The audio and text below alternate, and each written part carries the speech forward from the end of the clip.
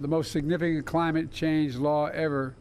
And by the way, it is a $369 billion bill. It's called the, we should have named it what it was, but at any rate, the Department of Agriculture is able, from that legislation, to announce $7.3 billion in grants to 16 electrical co-ops nationwide to help rural communities transition to clean, affordable, reliable energy. That was President Biden in Wisconsin yesterday announcing $7.3 billion in clean energy investments for rural areas, funded by the Inflation Reduction Act. Now, the White House claims that the 16 funded projects will reduce energy costs for rural Americans. But energy groups are slamming this move. The founder of the Alliance for Wise Energy Decisions telling Fox News Digital, quote, "This is all about politics, has nothing to do with science. These are not scientifically good energy sources that he is promoting." Joining me now is Georgia Congressman Earl Buddy Carter. He's a member, of course, of the House Budget, Energy, and Commerce Committees. Congressman Carter, you're joining House Energy and Commerce Republicans next week in this hearing on how the, quote, rush to green agenda is raising prices for all Americans. First, tell us about that. First of all, Cheryl, thoughts and prayers to everyone in Winder and Barrow County and Appalachia High School. We love you and we're with you. And Cheryl, you're right. This energy policy, we're going to be discussing that next week when we get back in the Energy and Commerce Committee. And this is important because what this administration doesn't understand, that energy prices are up 30% because this administration, day one, declared war on fossil fuels, resulting in higher gas prices, resulting in higher fertilizer prices, resulting in higher gas and grocery prices. All of that's led to the inflation that we've got. You know, no matter where I go, Cheryl, the message is the same. No matter what sector of our economy we're talking about, over-regulation, over-permitting, it is crushing us, crushing business. This administration doesn't understand that you can't achieve these goals through regulation. It has to be innovation.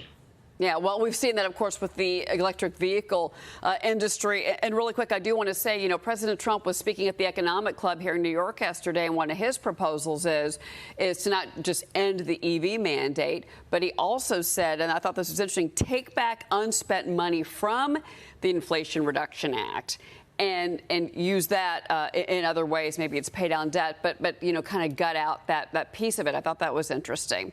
So look, the House is set to get back to work from the August recess Monday, and the focus is going to be on avoiding a partial government shutdown at the end of the month. So House Speaker Mike Johnson did unveil a plan. It links the SAVE Act to a continuing resolution to fund the government through March. The vote on the measure would likely come next week. If it passes, the SAVE Act would help secure the upcoming election by preventing non-citizens from voting. So this is a little bit of a political piece here for him.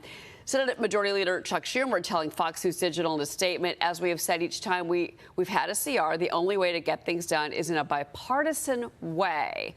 What he is saying there, between the lines in Schumer world, Congressman Carter, is you're not going to be able to tie the SAVE Act to a continuing resolution. Your reaction? You know, any American who would allow an illegal to vote in our elections, I just don't understand it. That the Democrats are going to shut the government down because they want to allow illegals to vote in our elections, then we know where their priorities are. But look, right now, the form, if you see it, it asks you one simple question. Are you an American citizen, yes or no? Now, I'm supposed to believe that somebody who came across that border illegally is going to check the right box and be truthful in that? Give me a break. Come on. I was born at night, but it wasn't last night. We have to have proof of voter ID. That's what the SAVE Act will do. It will make sure that our elections are secure. One of the greatest freedoms, one of the greatest responsibilities that we have as citizens is to elect our leaders. And voting is such an important part of it. No one wants their vote canceled out by an illegal.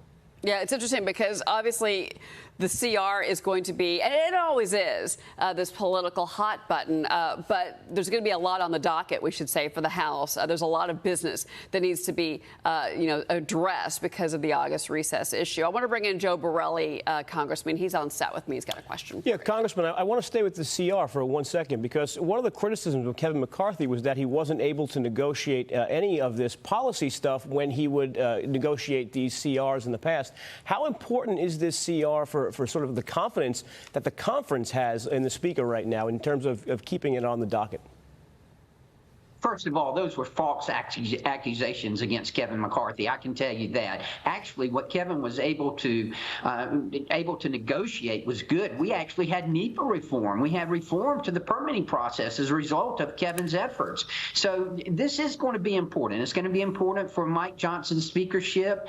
And, you know, it's important for America. I mean, let's face it. We can't have illegals voting in our elections. And the SAVE Act will make sure that they have to have a proof of ID. It'll open up the federal records and database so that states can clean up their voting records as well. We've already seen where Virginia and Massachusetts and Ohio have cleaned up their records, and that probably illegals voted in prior elections that could have determined certain races. Do you think that because we are so close to the election, we've now got 2 months to go, do you think that that is going to make it more difficult for these negotiations? No, it's not going to make it easier, that's for sure. But, you know, the SAVE Act is common sense. Again, whether you're Republican or Democrat, you're wanting to allow illegals to vote in our elections. I'd hate to have to. I'd hate to have to justify that to my voters. Congressman Earl Buddy Carter, it's always great to see you. By the way, happy birthday, Congressman. Thank you very much.